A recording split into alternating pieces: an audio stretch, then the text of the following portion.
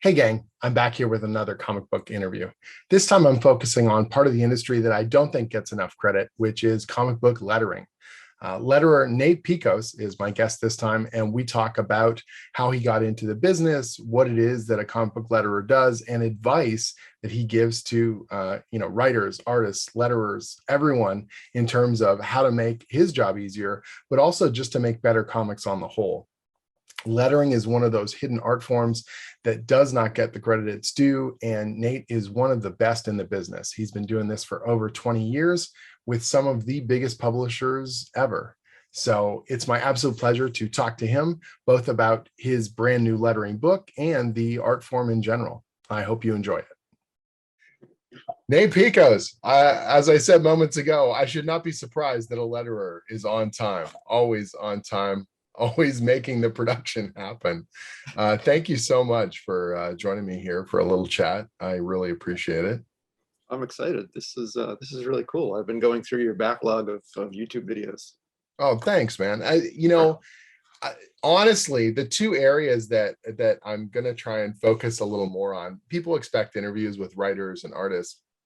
I really want to do interviews with editorial and letterers, because particularly I think in the case of lettering, a lot of creators, sometimes even established pros, I don't think understand what you do and how well you guys do it and how crucial it is to the entire reading process.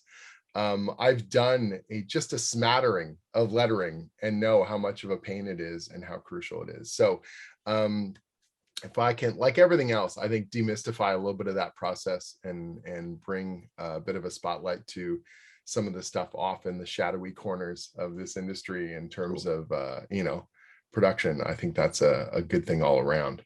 Well, you touched on it a little bit. I watched some of that video on the dialogue density. That was really good. That was cool. Thanks, man. I appreciate it. So first off, let's get the particulars out of the way. How long have you been professionally lettering comics? Since 2001. 2001? 2001. I first came across your stuff in 2000, like late 2001. It's so funny, actually. Yeah. So you were right from the get-go, I think you were offering free fonts on your site. Very, very early on. And so when I did my very first webcomic, I used one of the free Blambot fonts.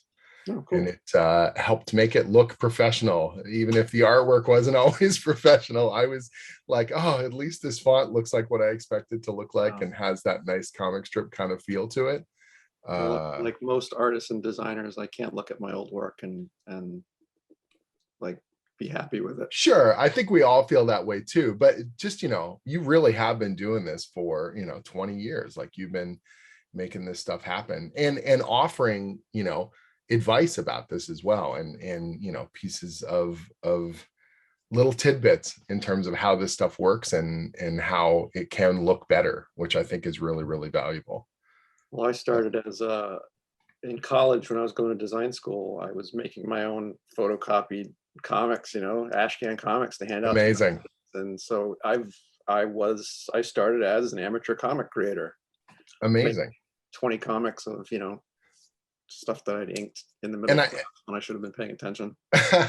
But I think all of us, early on, if you're making comics, you've got to letter your own stuff and quickly realize how arduous a task that is, or how big a change it can make to a page, And so was that where your passion for lettering specifically came from, or was it just the broader kind of as a comic reader? Or well, I went to school my focus was corporate identity design, which is a fancy way to do branding. It's everything that goes along with branding, right? Letterhead, business cards, whatever.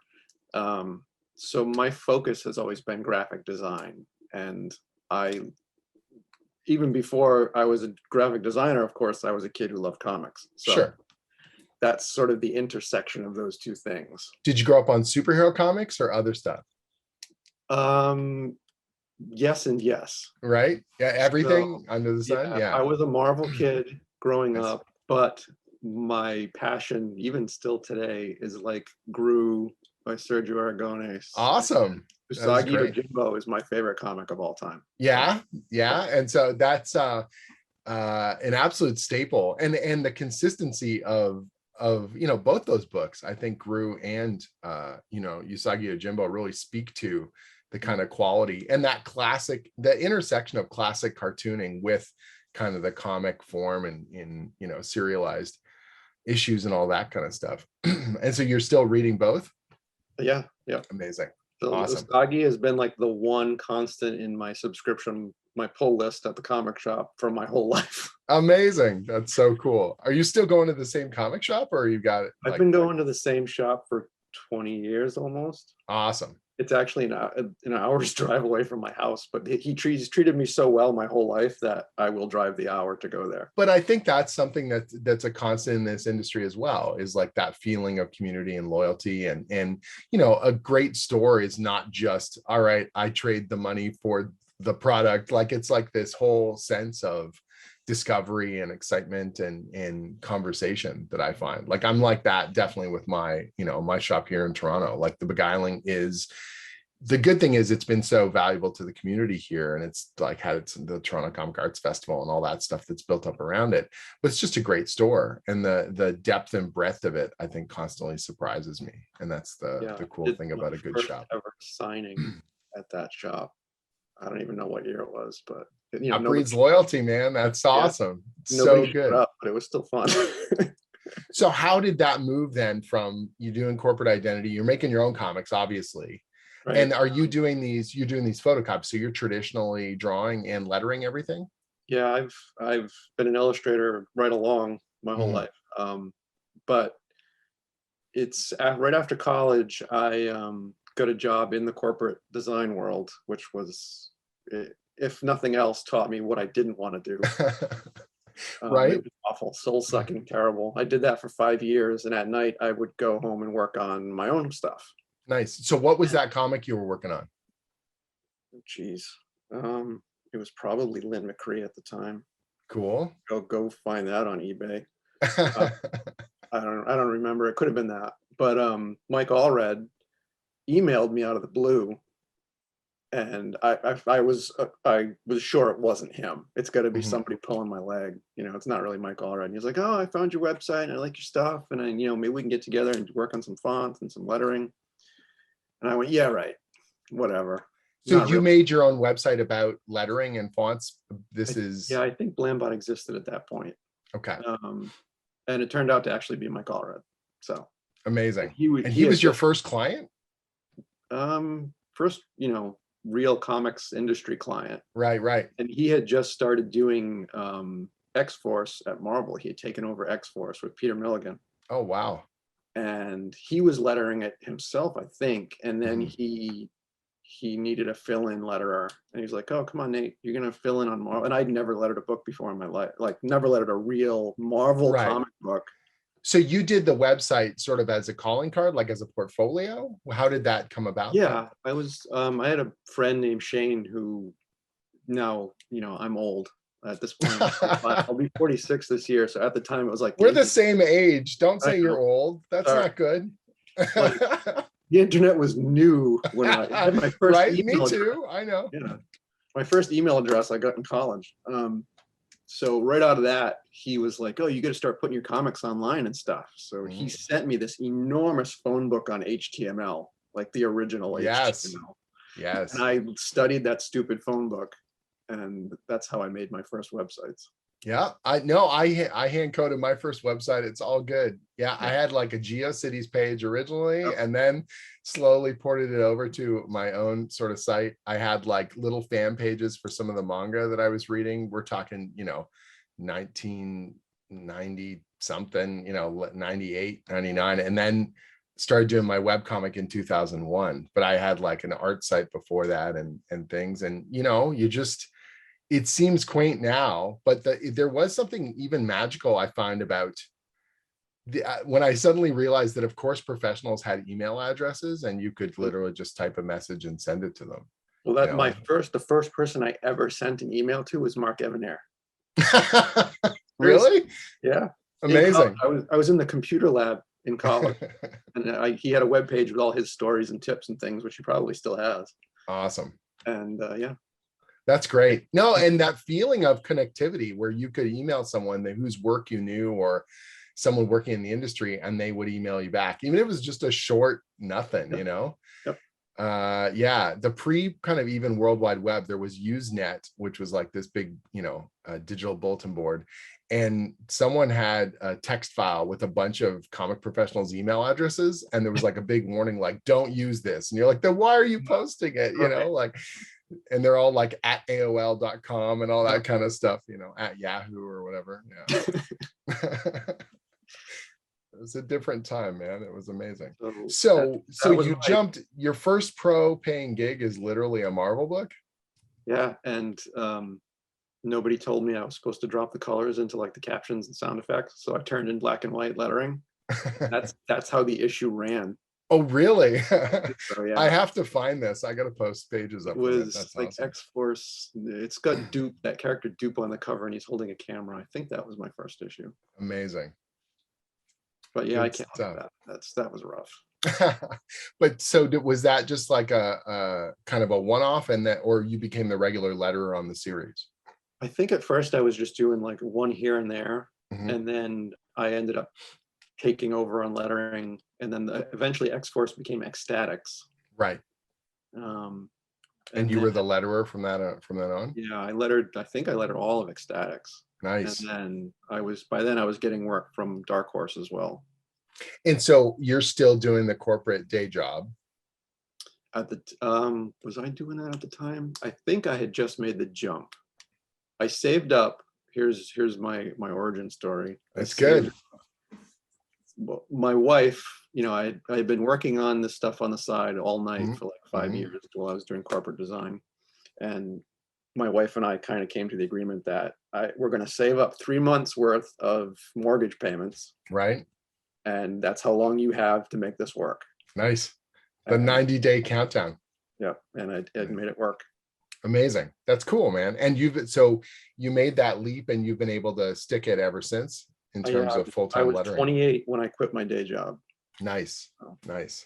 That's awesome. That's very heartwarming and cool to hear. And so you made that leap, and then you're just sort of putting your stuff out there. So are you just cold emailing editors, or were you getting recommendations or going to conventions? It just kind of, a lot of it fell in my lap. It was like leapfrogging from one contact to another, or one editor to another, where they said, oh, we need somebody for this, and somebody recommended me. Well, and that's the thing. Once you get a good rep, then it sort of snowballs a little bit, which is nice, right? And at the time I was really cranking. I was turning up every day. Like what? 4-hour turnaround, yeah. Oh my God. I was 28. I could do that. I was just gonna say, yeah, that doesn't seem healthy. That's well, for all seriousness, eventually it ruined me. But yeah, I've got all kinds of issues that persist because of that. So I do not recommend it. So okay, so you've made the lettering thing in particular. What about comic book lettering engages you? What excites you about it? What do you like most about it? Or what do you find, does it still, is it a mechanical process now, or do you still feel creative? It all comes back to graphic design, really. And I say this to people when they say, I want to be a letterer, I want to be a good letterer. And I say, well, the difference between the workaday letterer and the letters who stand out is that they're graphic designers. Right. Whether they've been trained, schooled, or they're just inherently good graphic designers, that's the difference. It's all about and the marriage of what I find so fascinating about lettering is when it's done well, it feels invisible because the reader's just enveloped in the page and they're reading the balloons and the captions and the sound effects in the proper order. And when it's done wrong, it just decimates everything in its path, and you notice nothing else but how screwed up the lettering is, or how compromised the lettering is to try and make it fit within the page. I don't tend to blame letterers, because the vast majority of the time it's so not their fault. They've got either too much text they're trying to fit into too small a space, or the artist hasn't given enough real estate, or the writers gotten overbearing with how much they're trying to jam into those spaces, and somewhere that communication kind of fell off. And you know, as the letterer at the end of the chain, which I think is even the most, you've got the toughest job in that sense, because you're delivering essentially the print ready, you know, material. Yeah. Where everyone else, unless we're working simultaneously with the colorist, Right. we're at the end. Right. Right. But it's kind of, it's like, it's the badge of honor. Can I make this fit? Can I Right. make this work? Not only make it fit, but make it work, make it readable, and not make it a mess. But should it be a badge of honor? Like, you should be looped in right from the get-go to make Well, sure no, we that don't that's like not. it. Well, that's what I'm saying, right? You know, I appreciate that you look at it like a badge of honor, but to me, I feel like that's a failure of communication from the writer, from the editor, from the artist, that you are not considered until, you know, it's the front lines of the final push. Like, that's crazy to me, you know. That's such a, we're making stories that are going to be read, and the readability part is considered an afterthought by some people. That's insane to me, you know.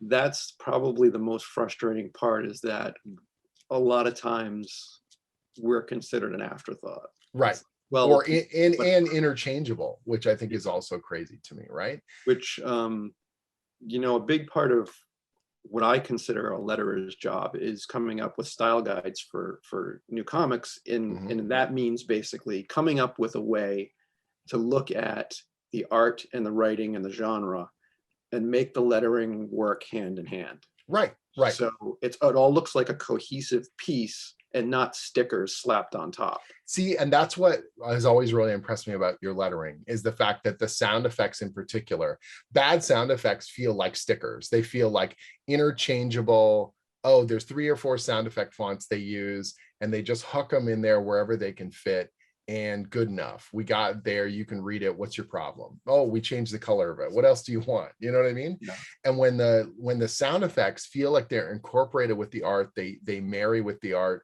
and they bridge, you know, us through a panel and along a page, that's great lettering. That's something awesome, you know. And some of your sound effect stuff that's in your portfolio and some of the things I've seen, I love the way that, you know, like Umbrella Academy looks, and it's just got this wonderful, it marries so well with you know, Gabriel Bau's stuff, and the pulpy kind of charged craziness that's in that series, right? You know, you also got to consider that a lot of times the letterer doesn't even see the colors. That's crazy. It's Until crazy. the book's on a shelf. Yeah. That's when we see the colors. So that's like why I can grudge sometimes that the writer doesn't see the cover until solicit sometimes. And I'm like, oh, that's what's on the front of the book? Okay. Yeah. That kind of works, you know. And but I can't imagine the actual pages, you don't get to see the colors. It helps so much to have access to the final color palette of a page when you're lettering, because you can sample colors right off the page. Everything's going to look that much more cohesive. Absolutely. So I always, whenever possible, request colors. Nice. So even if that means my deadline is just a little bit tighter because the colors are still working, I would rather have the colors. Sure. Because it's not like they're coloring every page at once. So if you're getting the earlier pages while they're finishing the later or whatever, like that seems like a no-brainer to me. You know? And even just for moods, I mean, you know, if you've got a scene that's at night in a rainstorm, so that color palette's going to be completely different from a daytime scene. And you're going in blind. You're like, well, it's a rainy scene. I assume these blues and greens will work. You know, that's got to be rough. You know. Oh my gosh. That's one of those hurdles. But you know, if you work with the same team for a long time and the same colorists and artists and things, and if you're lucky enough to have them request you on new projects, you can kind of have that little one-up. Right.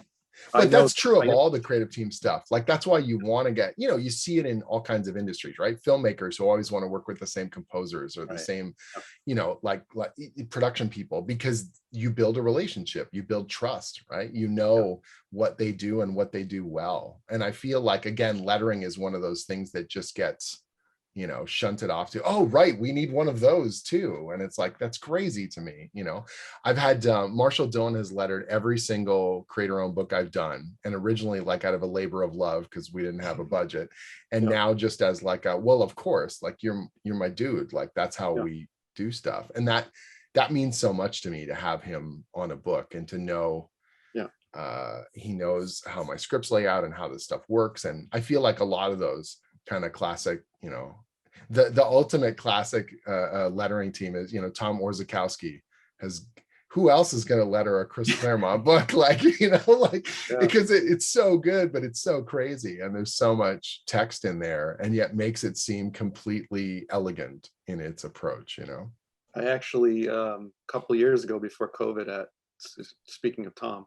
Yeah. So I've gotten to know Tom in person a bit, meeting him in New York and stuff. Awesome. We've gotten friendly, and he brought to New York for us to look at his original sketches of like the Wolverine logo. What? The Dazzler logo. Oh man. I held those pencils in my hand. It's so funny because it's like those logos are so iconic, and potent. And again, just utterly taken for granted in the grand scheme of things. And logo design is very much its own beast. So do you tend to do the logos for a lot of the books you work on or now, or? Depends. If it's like a Marvel or DC project, sometimes I redesigned all the X-Men logos like, I don't know, 8 or 10 years ago. Right. But some projects, yes, some projects, no. Creator-owned stuff, like I do all of Scotty Young stuff at Image. Right. So for a lot of those, I've designed the logos, but that's something more specialized. That comes back to the graphic design thing. Sure. A lot of letterers who don't have that graphic design background or inclination, it's not something they do. Right. Do you have a particular logo or two that you think really stand out that you really knocked it out on?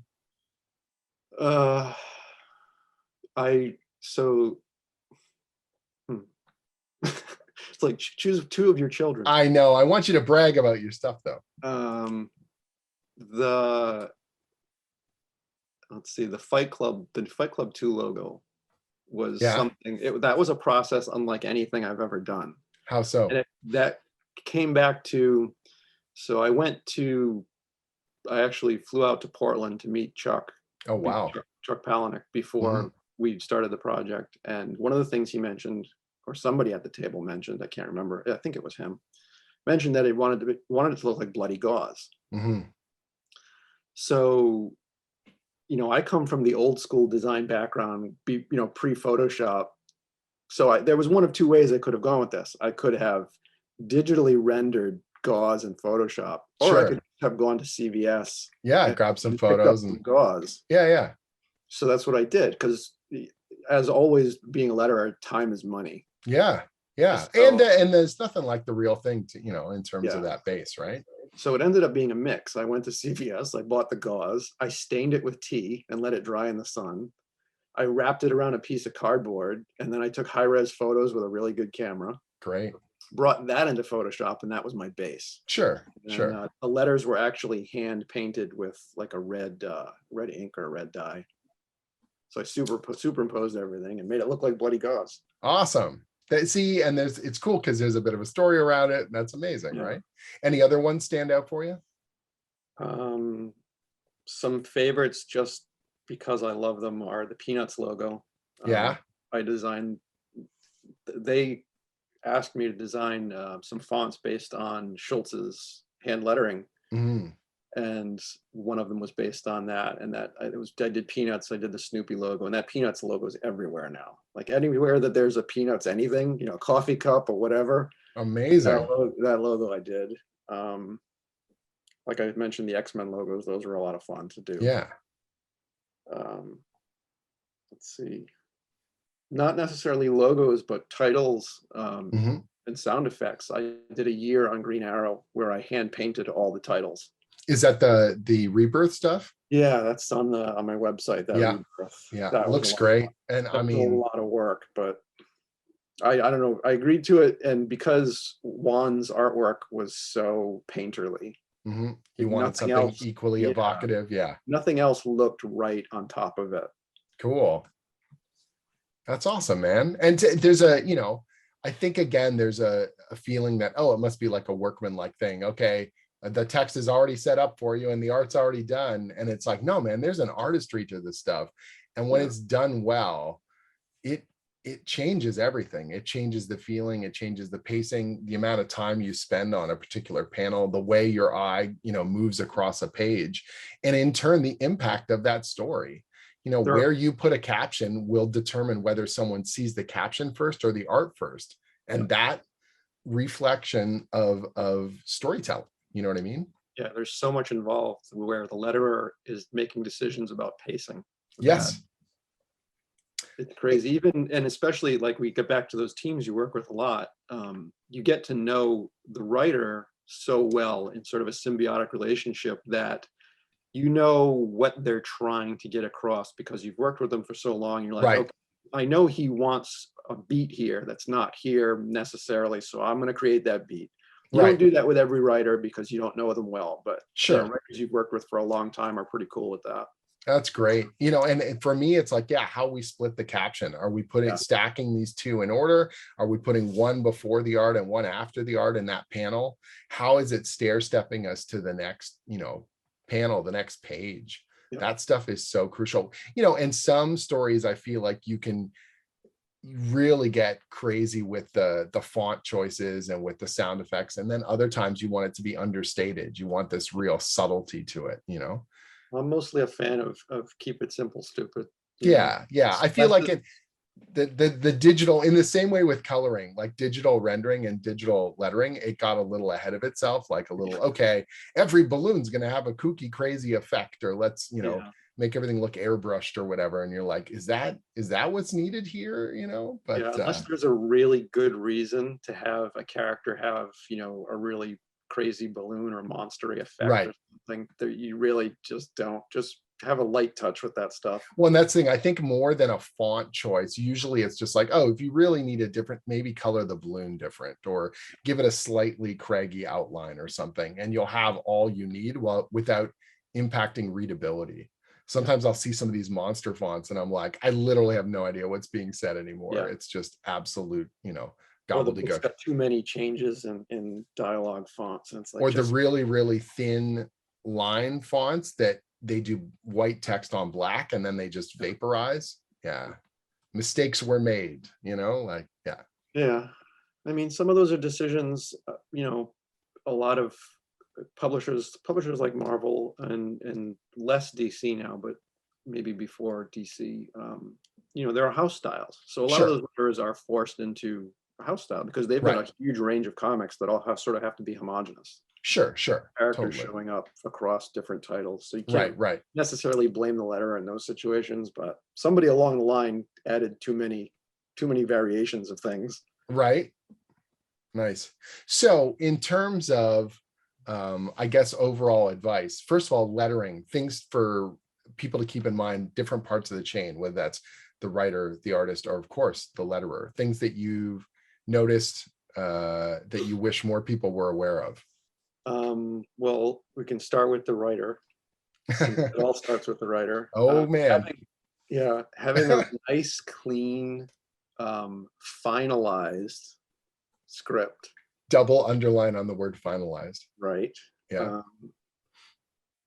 Formatting, there's no standard, every writer has to format their script like this. There's none of that, but there's a commonality where you want it clean, understandable, broken down. You want your emphasized words to be clearly emphasized in the script. And you want the writer to have done a lettering pass on the art, having seen the art already. Yes. And go, okay, that's not going to fit, or this doesn't work anymore. This character in my script was screaming, but the artist didn't draw the emotion on the face.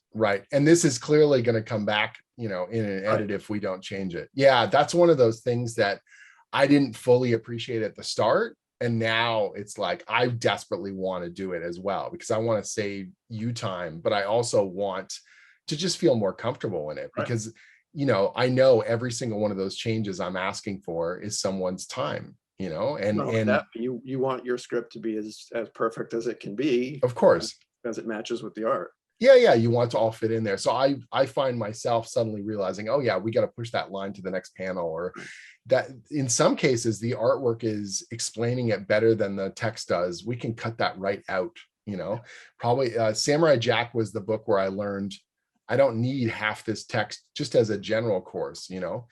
Someone like Andy Soriano is an amazing cartoonist. He can deliver all that emotion in one expression. And it's like, I don't need to tell you they're sad.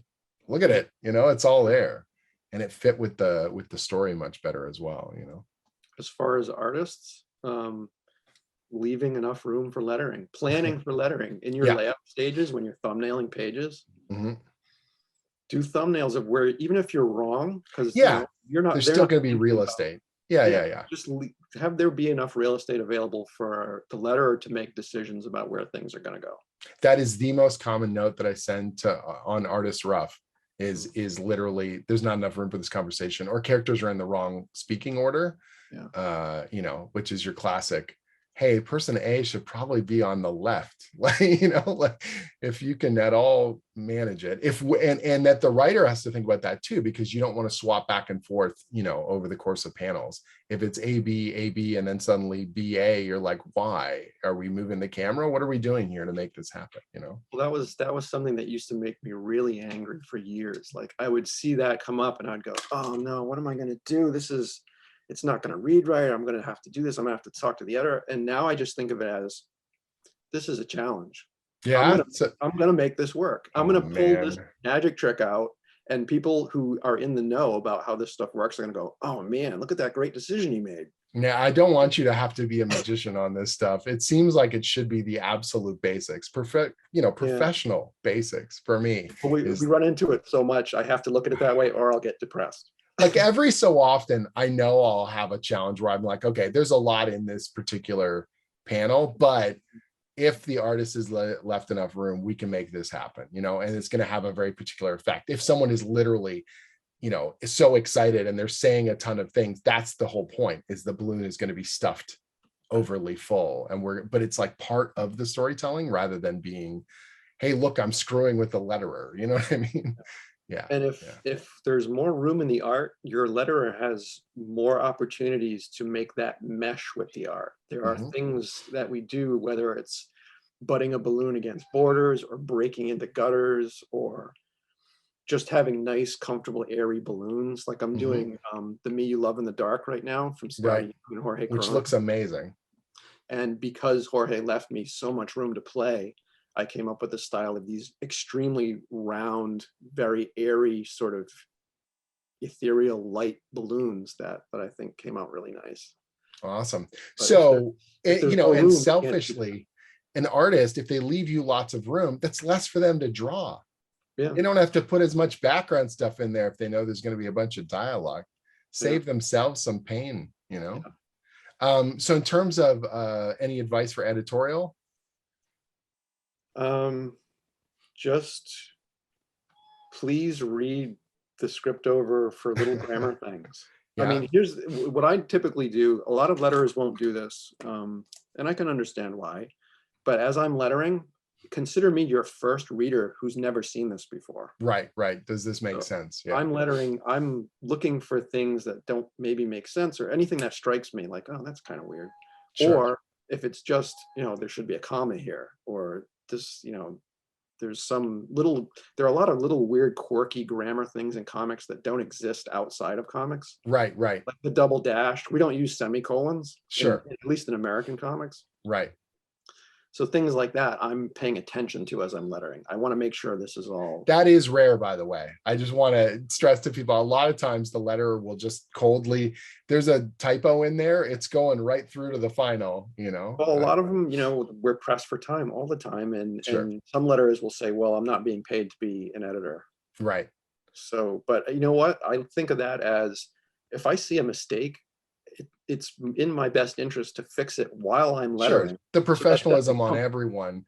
And ideally, that's not the norm, but it's like every so often, everyone's so busy, or things fall through the cracks. And that's just just all there is to it. And You I'm know, in not the same talking, way that I'll get a lettering proof and I look and the balloon tail's going to the wrong character. And I'm like, really? How did they miss that? And you go, man, everyone's busy. You know, like there's a lot going on. Yeah, yeah. I'm not talking about editing. Like I'm not making executive decisions No, no, about of course not. what the sentence is. Sure, I'm sure. just saying, like, you know, there's a comma here that's missing. I'm going to put it in while I'm lettering so that I don't have to do it later when corrections Right. come in.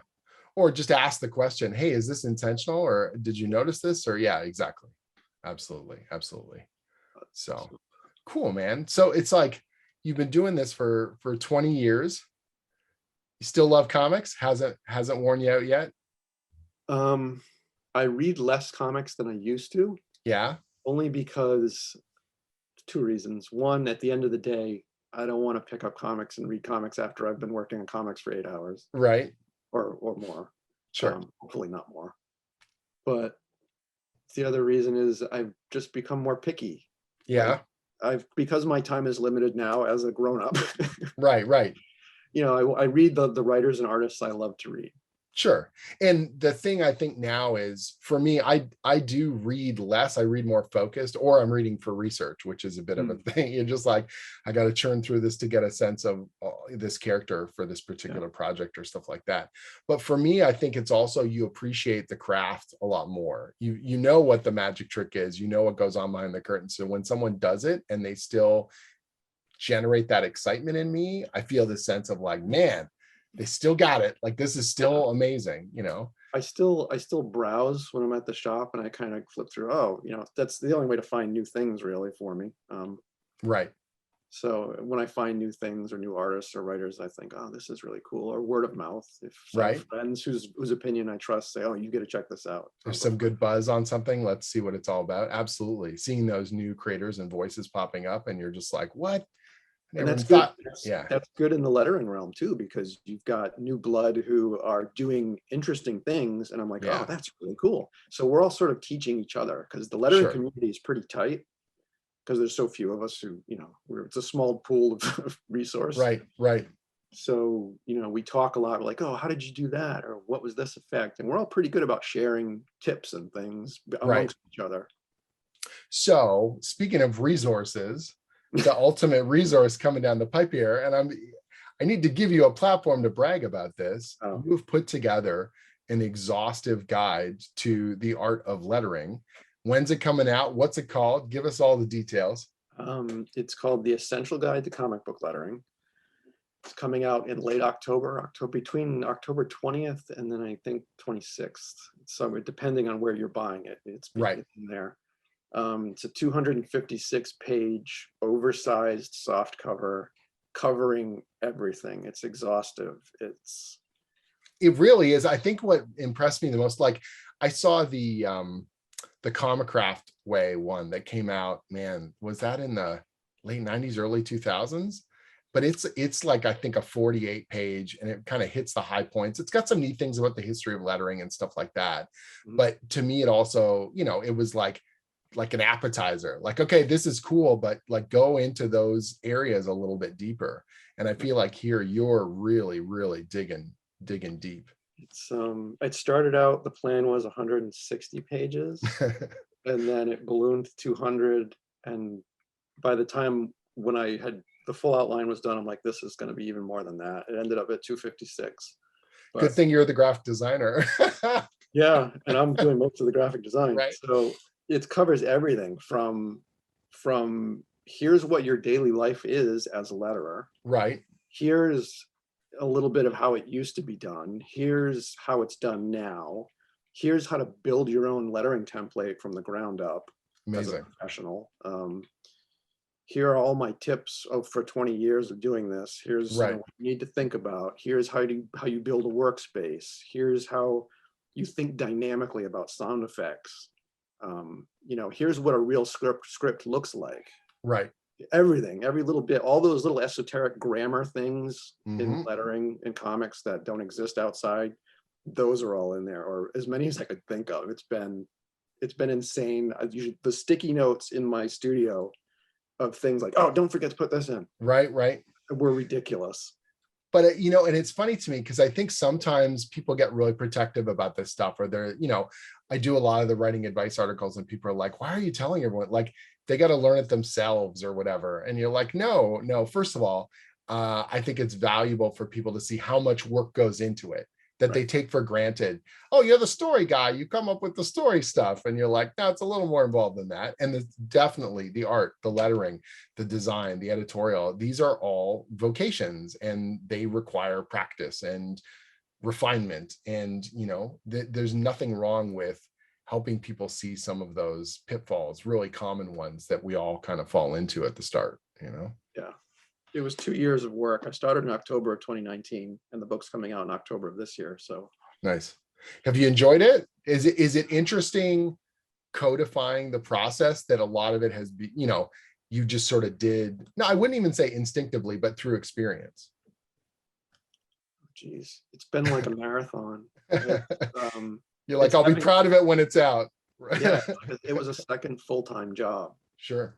Um, and I originally planned on just doing like an hour at the end of the day. I'll work on this. And once I had my deadlines, like once this became up from a pipe dream to a real project, and now I'm too invested to just quit. Wonderful thing about this is that there were people along the way who saved this book from certain doom, like uh, Spencer Cushing at Dark Horse. Originally, he was the guy who said, "Are you serious about this? Do you really Yeah, want to yeah. write this book?" And I had to make a decision. Right. And so Spencer was the first. And then when it was no longer at Dark Horse, Scotty Young was like, you can't quit. You gotta keep going. And Amazing. he was like, bring it over, show it to Image. And Yeah, so yeah, yeah. I go over, and Eric Stevenson at Image, he was the one who said, yeah, this is great. Let's do it. Awesome.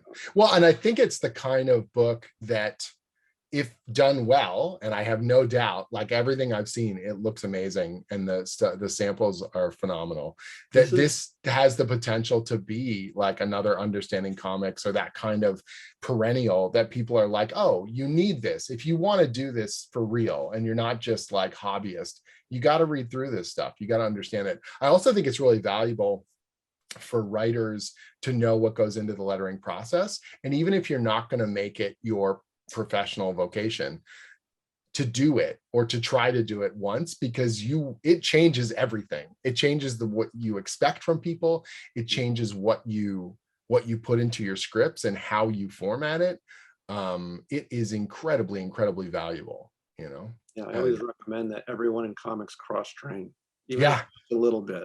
I think that that's true of almost every creative industry, because if you want to be good at what you do, you need to support and enhance what other people do, right?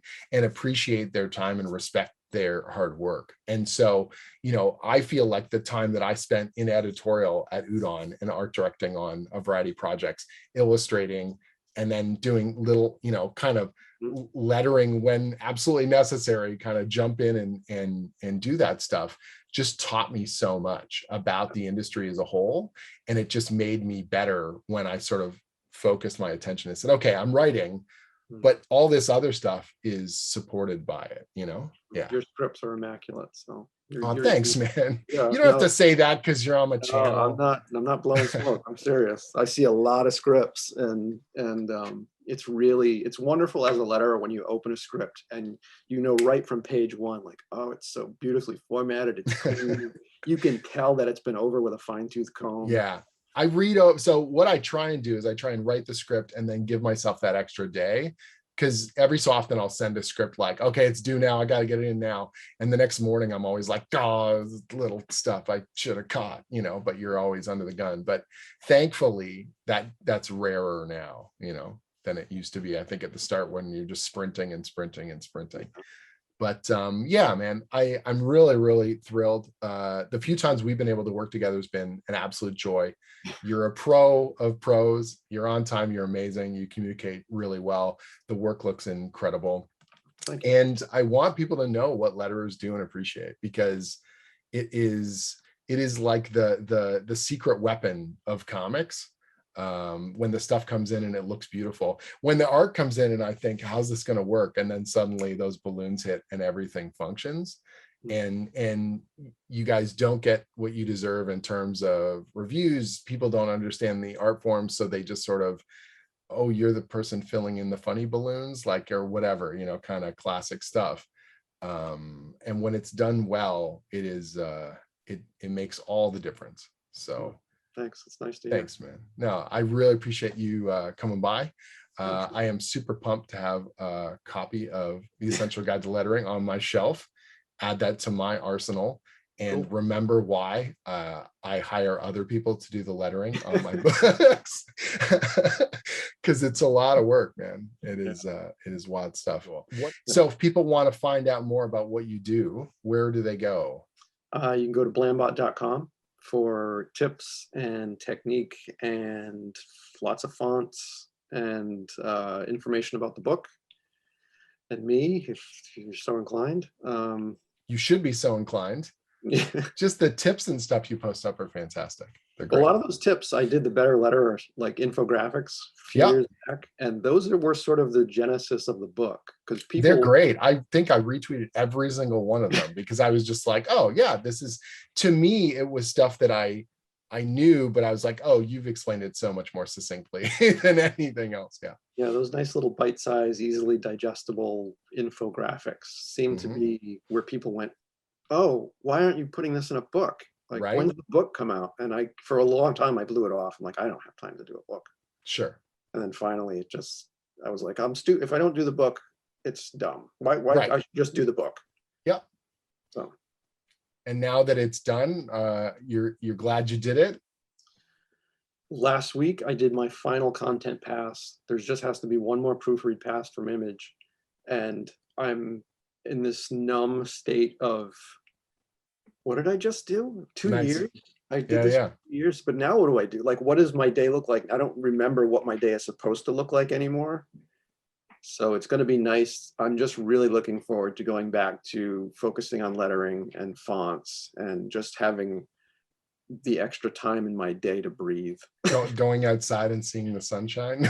But I'm a stickler for keeping a schedule. So that's, organization for me is key of everything, to staying sane, to staying healthy. So I've been, even with the book, I've been able to mostly maintain that schedule, and that's good. That's helped immensely. I think it's really valuable. A lot of times, people will brag about the marathon run, or they'll brag about the hustle. And I've done it, absolutely, in terms of social media, but there has to be a point where there's a breaking point where you're like, hey, this is not healthy. This is not good. Unfortunately, most people won't listen to you until it's too late. So I did the exact same thing in my 20s and 30s. And then I had basically a health collapse. And now I said, that's it. Even if it means I'm going to have to sacrifice work, it's more important to be healthy and sane. Of course, none of it matters if you're not able to enjoy it, right? And so for me, it's like I had a car accident in my 20s, and that started a series of back problems, and I still wasn't taking care of myself, and I still wasn't doing enough. And it's like, it took throwing my back out on an almost yearly basis to go, hey, you know what you should do? You should be regularly exercising. You should be stretching properly. You should be doing this stuff. And then once I started doing that and not having those episodes anymore, kicking myself and going, why did I let myself go through that for years? Why did I take this stuff for granted? Yeah, absolutely. So remember that, kids. Take care of your bones. They will wreck you, man. All right, cool. Thank you so much for coming by. I deeply appreciate it. Go forth and letter all the things. And I am really pumped to read the book. Cool. Thanks for having me. I appreciate it. No problem.